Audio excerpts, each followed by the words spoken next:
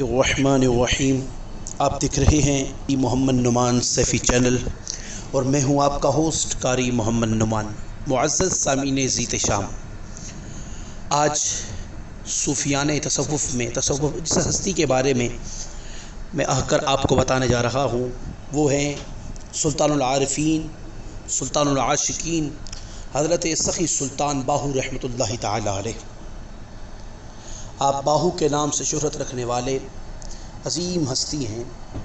سلطان العارفین سخی سلطان باہو رحمۃ اللہ تعالی علیہ یکم جمادی الثانی 1039 ہجری میں 1039 ہجری میں 17 جنوری 1630 عیسوی بروز جمعرات بوقت فجر شاہ جہان کے عہد حکومت میں قصبہ شور کوٹ ضلع جھنگ میں پیدا ہوئے۔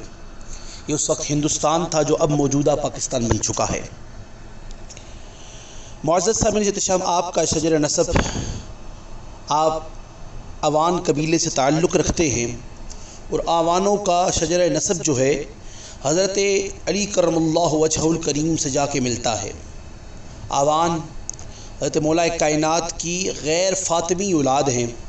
سخی سلطان باہو کے والد حضرت سلطان بایزید محمد پیشاور سپاہی تھے اور شاہ جہان کے لشکر میں یہ ممتاز عہدے پر یعنی اعلیٰ عہدے پر فائز تھے۔ آپ ایک صالح شریعت کے پابند شخصیت تھے، حافظ قرآن تھے اور فقیہ شخص تھے۔ حضرت سخی سلطان باہو رحمۃ اللہ تعالی علیہ کی والدہ بی بی راستی عارفہ کاملہ تھی اور پاکیزگی اور پارسائی میں اپنے خاندان میں معروف مقام رکھتی تھی۔ معزز سامعین احتشام، سخی سلطان باہو یہ وہ شخصیت ہیں جو مادر زاد ولی ہیں۔ حضرت سخی سلطان کی پیدائش، سخی سلطان باہو رحمۃ اللہ تعالی علیہ کی پیدائش سے قبل ہی بی بی راستی کو ان کے اعلیٰ مرتبے کی اطلاع دے دی گئی تھی اور ان کے مرتبہ فنافل ہو کے مطابق ان کا اسم گرامی باہو الہامن بتایا گیا تھا۔ جیسا کہ حضرت سخی سلطان باہو فارسی میں کہتے ہیں کہ نام باہو مادر باہو نہاد، زانکا باہو دائمی باہو نہاد، کہ باہو کی ماں نے نام باہو رکھا کیونکہ باہو ہمیشہ ہو کے ساتھ رہا ہے۔ سامعین شام، حضرت سخی سلطان باہو پیدائشی عارف باللہ تھے۔ اوائل عمری میں ہی آپ غیبی معاملات کو سمجھ لیتے تھے، فتوحات لا ریبی میں مستغرق رہتے تھے۔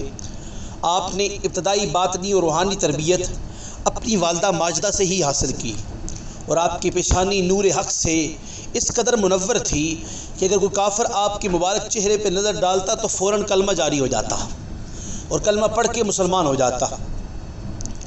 سامعین، آپ اپنی کتاب میں بیان فرماتے ہیں کہ میں 30 سال تک مرشد کی تلاش میں رہا مگر مجھے اپنے پائے کا مرشد نہ مل سکا، کیونکہ یہ خود مادر زاد ولی تھے تو اپنے پائے کا مرشد نہ مل سکا۔ یہ اس لیے کہ آپ فقر کے اس اعلیٰ مقام پر فائز تھے جہاں دوسروں کی رسائی مشکل تھی۔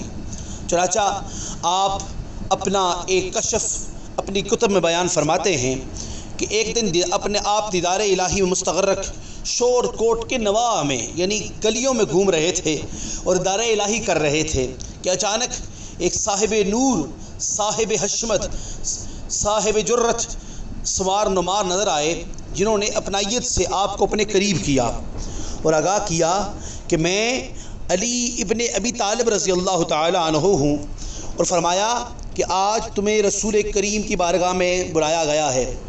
آپ فرماتے پھر ایک لمحے میں یعنی صرف ایک لمحہ ہی گزرا تھا کہ میں نے اپنے آپ کو بارگاہ حضور میں پایا۔ اس وقت اس بارگاہ میں سیدنا صدیق اکبر رضی اللہ تعالی عنہ موجود تھے، سیدنا عمر پاک رضی اللہ تعالی عنہ موجود تھے، سیدنا عثمان غنی رضی اللہ تعالی عنہ اور تمام اہل بیت اعظام حاضر تھے۔ آپ کو دیکھتے ہی سب سے پہلے سیدنا صدیق اکبر رضی اللہ تعالی عنہ نے آپ پر توجہ فرمائی اور مجلس سے رخصت ہوئے۔ پھر حضرت سیدنا عمر پاک نے توجہ فرمائی اور آپ بھی اسی طرح مجلس سے رخصت ہو گئے، اور پھر سیدنا عثمان غنی نے مجھ پر خاص توجہ فرمائی اور مجلس سے رخصت ہو گئے۔ پھر آپ حضور نبی رحمت شفیع معظم نے اپنے دونوں دست مبارک میری طرف بڑھا کے فرمایا میرے ہاتھ پکڑو، اور مجھے پھر دونوں ہاتھوں میں حضور نے لیا، دونوں ہاتھ میرے پکڑے، میں نے پکڑے جا کر، تو حضور نے ان دونوں ہاتھوں سے مجھے بیعت فرمایا۔ اس کے بعد مجھے حضرت امام حسن اور امام حسین نے اپنا بھائی کہا تو میں نے آپ کے قدم مبارک چومے اور عرض کی مولا میں آپ کے قدموں کی خاک ہوں۔ اس کے بعد سیدہ طیبہ طاہرہ عابدہ زاہدہ سلام اللہ علیہا مجھے اپنا روحانی فرزند فرماتی ہیں، تو پھر مجھ پر معرفت مکمل ہو گئی۔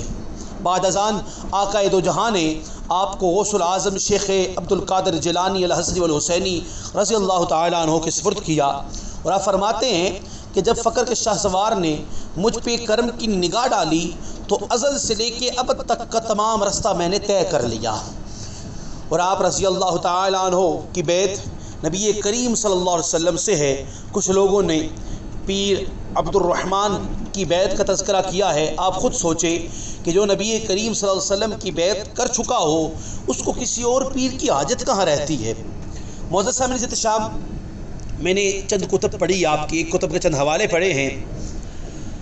آپ معرفت میں بڑا خاص مقام رکھتے تھے، بلکہ آپ کے وصال کے قبل آپ نے اپنی ایک بٹکا لیا، مٹکے کے اس کنارے پر آپ نے اللہ لکھا اور کہا، اپنی کتاب میں آپ نے لکھا ہے کہ میں طالب حق ڈھونڈتا رہا، مجھے میسر نہیں آیا۔ میں نے اپنی ساری زندگی طالب حق ڈھونڈا ہے، مجھے خالص اللہ کی رضا کے لیے چلنے والا بندہ میسر نہیں آیا۔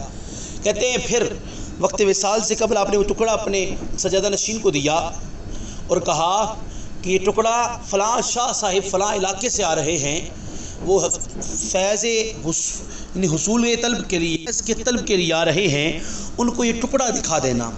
معزز سامعین احتشام، وہ ٹکڑا شاہ جی کو دکھایا گیا۔ شاہ جی آئے، آپ نے وصال پایا، دعا قبر کے مبارک پر کی، روتے رہے، تو کہا کہ میں تو حضور آپ سے فیض طلب کرنے آیا تھا۔ تو اتنے میں وہ ٹکڑا دکھایا گیا، آپ نے ٹکڑا دیکھا، آپ غش کھا کے گر پڑے۔ وہ نور جو آپ کے سینے میں آ رہا تھا، آپ اس کو پہلی بار برداشت کر سکے اور غش کھا کے گر پڑے، بے ہوش ہو گئے، جگایا گیا، پھر ٹکڑا دکھایا گیا، حتیٰ کہ روایات ہیں کہ 7 مرتبہ ٹکڑا دکھایا گیا۔ 7ویں بار آپ سنبھل گئے اور ساتھ ہی بحکم حضرت سخی سلطان باؤ آپ کو خلافت دے دی گئی اور آپ کو جناب جبہ عطا کر دیا گیا۔ سامعین شام، سخی سلطان باہو رحمۃ اللہ تعالی علیہ کا تعلق سلسلہ سروری قادری سے ہے۔ سلسلہ قادری کا آغاز حضرت عبد القادر جیلانی سے ہوا اور اس کی 2 شاخیں ہیں، ایک ہے جی سرور قادری، ایک کہلاتے ہیں سروری قادری، اور دوسری ہے زاہدی قادری۔ سخی سلطان باہو رحمۃ اللہ تعالی علیہ کا سلسلہ سروری قادری ہے، اور آپ سروری قادری طریقہ کو ہی اصل قادری یا کامل قادری تسلیم کرتے ہیں۔ آپ فرماتے ہیں قادری طریقہ بھی 2 قسم کا ہے، ایک طریقہ سروری ہے، دوسرا زاہدی ہے۔ سروری قادری مرشد صاحب سے اس میں اللہ ذات، یعنی اس میں اللہ کے تھرو فیض احتساب کرتا ہے، اس لیے وہ جس طالب اللہ کو حضرات اس میں اللہ کی تعلیم و ترکین سے نوازتا ہے تو اسے پہلے ہی روز اپنا ہم مرتبہ بنا دیتا ہے، یعنی توجہ فرما کر وہ اپنا ہم مرتبہ بنا دیتے ہیں۔ سروری قادری کے سلسلہ ہے۔ آگے چلیے، دوسرا سلسلہ آپ نے فرمایا کہ دوسرا سلسلہ بھی اعلیٰ سلسلہ ہے، مگر سروری قادری زاہدی قادری کا طریقہ طالب 12 سال تک ایسی ریاضت کرتا ہے کہ اس کے پیٹ میں بعام تک نہیں جاتا، یعنی لقمہ تک نہیں جاتا۔ 12 سال کی ریاضت کے بعد اب جو لقمہ جاتا ہے وہ پتے جاتے ہیں، ان کو کھا کے گزارا کرتا ہے۔ تو 12 سال کی ریاضت کے بعد شیخ عبد القادر جیلانی اس کی دسترگیری فرماتے ہیں، اس سالے کے مجذوب یا مجذوب سالک بنا دیتے ہیں۔ اس کے مقابلے میں سروری قادری کا مرتبہ محبوبیت کے مرتبے پر فائز ہے، بلکہ آپ سروری قادری کا مرتبہ یوں بیان فرماتے ہیں کہ سروری قادری کی ابتدا کیا ہے؟ قادری کامل نظر سے یا تصور اس میں اللہ ساتھ سے یا ضرب کلمہ طیبہ سے یا باطنی توجہ سے طالب اللہ کو معرفت الہی کے نور میں غرق کر کے مجلس محمدی صلی اللہ علیہ وسلم کی حضوری میں پہنچا دیتے ہیں کہ طریقہ قادری میں یہ پہلے ہی روز کا سبق ہے۔